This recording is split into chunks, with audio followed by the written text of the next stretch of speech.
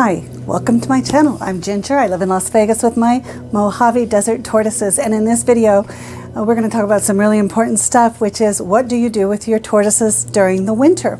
And the answer is it's your option. There's a few things. Remember, the Mojave Desert Tortoise is protected federally under the Endangered Species Act since 1989.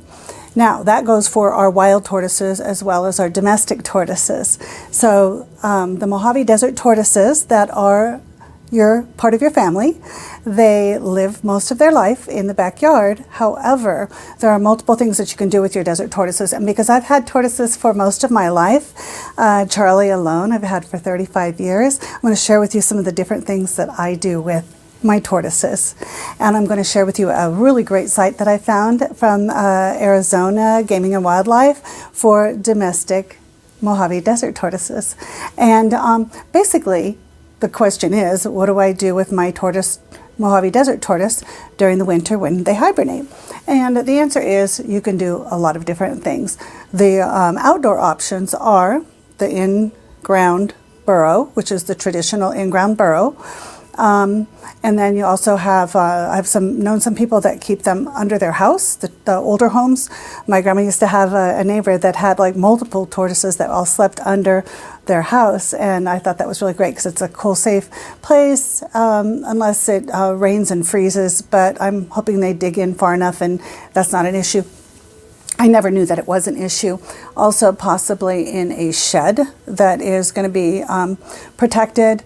But inside the home, we have everything from boxes in the garage, which are actually very, very common. You want to keep them in a safe box, maybe even double boxed, with enough space, not a small box, but enough space, and maybe even mark it just in case there's some confusion at some point in time. But a lot of people keep their desert tortoises boxed in the garage once they are fully asleep. And then also maybe in an unused room. I've also heard of people keeping them. This older gentleman, he says, well, I keep my tortoise under my bed. I'm like, okay, well, whatever works for you. I don't think that my bedroom is probably cool enough because remember, the most important thing during the winter is that they have a cool, dark, quiet place to sleep, uninterrupted. So when I say cool, I mean 40 to 60 degrees. So I keep my house maybe 68, 70. That's really not cool enough. Now you might have an unused room or even in a closet. So those are different places I've heard people keep their tortoises. I have kept mine in unused rooms. So when I do that, I turn the air vent off so that when the heat comes on, that it doesn't heat that room. So it keeps that temperature 60 or under. Now, the most important thing is that we take care of our tortoises because they're domesticated and they are part of our family. And there's different things that are going to work for different people based on their yards, based on what they have access to, because we want to make sure that our tortoise doesn't freeze. We want to protect them, so we want to protect them from freezing. I've heard of a lot of tortoises that have frozen to death, and that breaks my heart. So they can freeze. And a lot of the time that happens because the temperature drops below 40, and it's or below 32, below freezing, and also that there's rain or snow that get into the burrow. So if your burrow is secured, that's great. That's wonderful. A lot of you have really great burrows, and that's really cool.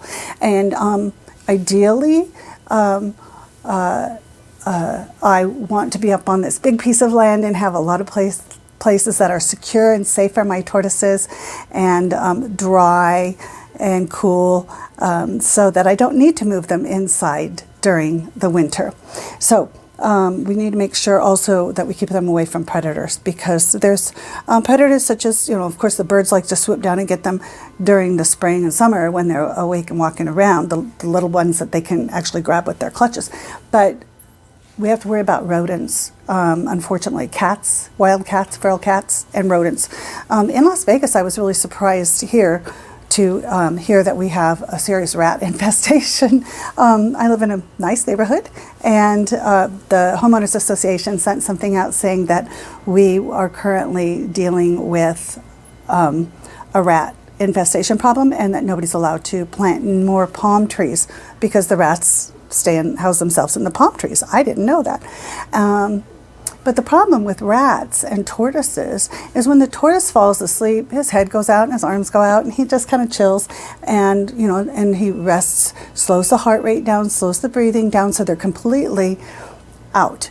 So then you get some little rodent to come. They can come and kill them, and so if they're outside, my recommendation is to put some kind of netting or something over the entrance so that a little rodent can't get in. So there's always ways to combat these things. Part of the problems with the backyard, though, areas is that because we do get crazy rain here sometimes, as well as crazy temperatures. So what the problem is that then we need to protect them against all that. So a lot of you have the burrows that are, dug down and deep properly, which is correct. But you also need to cover it so that when it rains and the water rises quickly, that it won't spill over, and that it's completely covered. So if you're there, that's great. In this video, it's going to address my tortoises, kind of how they change a little bit before they go into hibernation and hibernation. So they're going to change a little bit, and they are going to slow down. And you're going to notice that they're going to not eat as much, which is typical. It's kind of like the reverse of when they come out of hibernation. So what I do with my tortoises is once Charlie slows down enough and he kind of huddles against the house, that's what he does, before enters the house. Then I currently have him all ready because he's the first to go down. He is in a box, so today is October 13th. So I have him in a box in the front bathroom, and it's turned sideways so he can come out if he wants. So after a month, and I know he's completely out, I will take that entire box and move it upright so he can't get out and put it into the garage. That's Charlie. That's the tank. That's the big old guy. That's like, I don't know, 70, 80. And he sleeps a lot, so he's always the first one in hibernation. That Littlefoot, he's that big 4-year-old. So Littlefoot is going to be sleeping very soon, and then I will allow him to do the same thing because he's too big and I don't have a safe place outside for him that I feel is safe for him to sleep in. So I will also move him inside in a box. The 4 babies I have over in this box that I built that has a really huge area for hibernating underneath, and it's under the porch, so it's safe from rain. And I have a netting that I'll put over it so it'll be safe from animals for those months. I have a digital thermometer that goes inside. So I have it so it will give me the temperature inside the burrow, but then I also have a digital thermometer that falls on the outside as well, so I can get a reading of what the temperature is inside. And that underneath little inside burrow area is big enough for the 4 that are now 2 and 3 years old. So they're old enough to be outside. Now, if I find that the temperature is dropping too cold, because we get some really cold freezes here, if I find that it's dropping too cold, I will pull them out. I have a 40-gallon tank that still has the bedding in it, so I will just put each of them quietly in there and put one of the logs over them and put them in the front bedroom that's not used, that will stay 60 degrees or cooler, and I'll let them sleep there. That is where I had my 5 babies sleep last winter. I didn't even think about having them outside. I just took all 5 of them, I put them in the 40-gallon tank. Once they were all asleep, and they were happy. They were lights out. They all slept through the winter. And then in what I do in the spring is I will say around March, I will take them, and they're sleeping, and I take them and I put them in a dark, quiet place outside. So then when they slowly wake up, then for all they know, they were sleeping outside the whole time. Again, these are domestic tortoises. These are not wild tortoises. So we don't need to treat them like wild tortoises. They're a member of your family, and there's no reason that they can't sleep differently than the tortoises in the wild. The tortoises in the wild they can find a safe, good place, and they can travel quite a good distance to find the place that they want to burrow in for the winter. They don't have that luxury living in our backyards. They're limited to what they can have in our backyards. So it's our responsibility to take care of them. And again, my number one concern is to make sure that they are alive and happy And remember, domestic tortoises also, you know, they will come to you. You can pet their head, you can pet their legs. They like your voice. You know, we can hand feed them. They are not the same as a wild tortoise. But again, remember, the wild tortoises under law must be kept in the wild, and domestic tortoises must be kept kept in your homes. You can't take one and put it out in the wild because you think it's where it belongs. And with that same thing, then you can't take them out of the wild and bring them into your home. But they are protected. All of them are protected. All right, I hope you enjoy this video and it helps you to prep your tortoises and get them ready for their long winter sleep. Oh, one last note. Remember, I never let mine sleep that first winter. Watch my hibernation, how long do tortoises hibernate. Watch that video if you want to see how they work during the winter. Basically, it's the same as during the spring, but the body mass is too small and most tortoises don't survive outside in their first winter. So that's my main objective is to make sure that they survive, that they live a long, happy life. All right, hope you enjoy the video. The temperatures that are best for the winter for their long sleeping, which is about 6 months, is 40 to 60 degrees. Again, their hibernation will be, all right, Littlefoot, you're just too little for that. He is the only one that won't fit in there. He is only 4, but he is the biggest 4-year-old. So I am going to place him back out here into this larger area. So they will sleep approximately 6 months, and they will slow their heart rate down, slow their breathing down. They don't eat, pee, poo. Oh, sometimes like I'll put them in a box or something with them because I say they leak a little bit. So, you know, maybe the 6 months will pass and you will find a little leakage. But the whole hibernation process is really interesting. And my main goal is that everybody lives and survives so they can enjoy and come out in the spring. All right, our littlest one, little Merida. It's just starting to get cooler now. It's about 70 this morning. It'll be in the 90s today. So we still have a few really beautiful days here for them.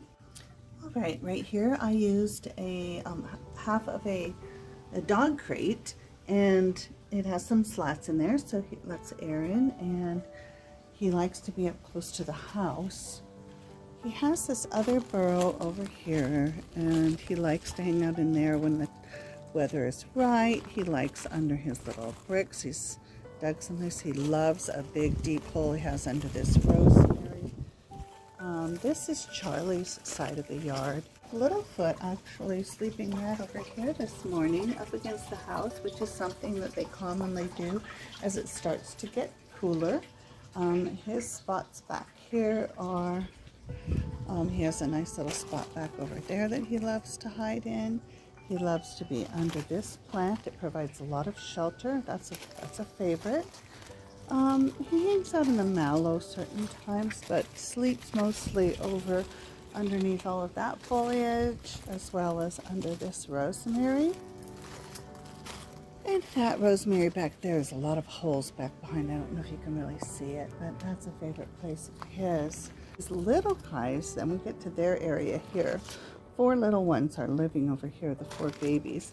There's a nice deep hide in there. There's a couple sleeping there.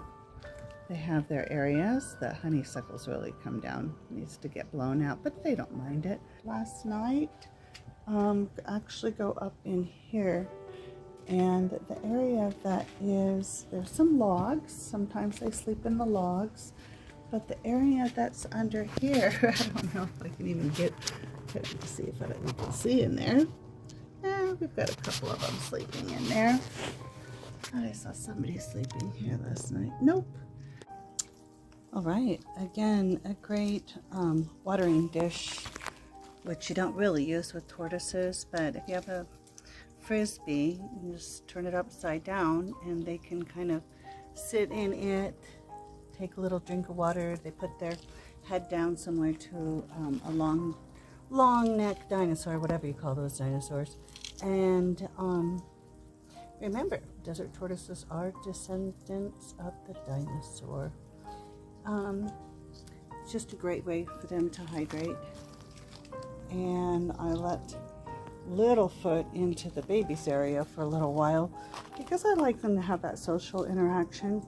This irrigation's another great water source for these guys, but even though we don't give them water like cats and dogs, we do need to make sure that they're hydrated.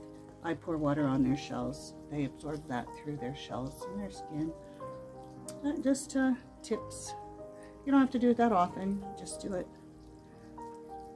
as you feel it's needed. You want to make sure they go into hibernation hydrated. So this has really turned out to be wonderful, especially with the little drawbridge in there. And looks like Merida might make her way up. Michelangelo actually just woke up late, and there's a burrow that will accommodate the 4 little ones. There's a lot of space under there, almost the size of this. And I do have the 2 thermometers here. The top one is the temperature inside, which is 83, and outside, which is currently 88.3. So inside and outside, I'm referring to inside the burrow, and that one goes down into it when I built it, and then this one just gives a reading of what the temperature is inside here. So these are digital thermometers I bought on Amazon, and they're really helpful wherever you want to place them, so that you can see what the temperature readings are. Again, their desired temperature is 70 to 100 degrees. Their hibernation or brumation temperature best is about 40 to 60. And they can, you know, of course survive in the heat, the triple digits, but they're going to want to find a way to regulate themselves and get themselves out of the sun. So they just need a place, a hide, a burrow, someplace. And if we look over here, Big Charlie is over here. I just gave him an oversized frisbee dish of water. He was taking a nice drink out of, and he has his places over here. Were you saying hi to Athena? And Charlie is always on the go. Yes, yes. He's a good guy. And I think he was saying, what is Athena doing over on my stone? But yeah, he has his places to keep cool. He has his burrow back there. All the other little places I've talked about. They really love to dig under the rosemary. He loves to nestle under these little, I turn the decorative stone sideways to make little tunnels for him. And he has his shade trees, but this morning I came out and he was just sitting on the patio in the sun. This area here is where Littlefoot has been living, but like I said, I let Littlefoot come over and hang out with his buddies, but he's such a little chow hound.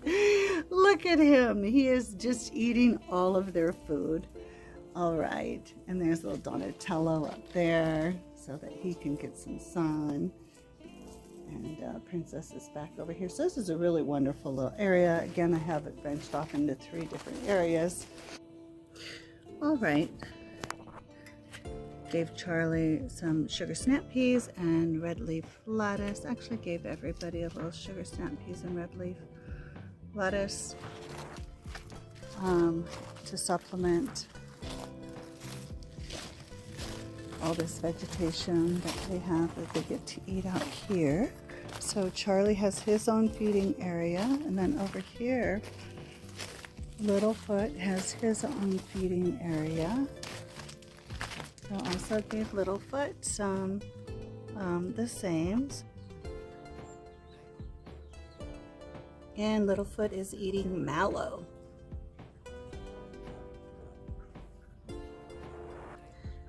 Mallow is a tortoise delight.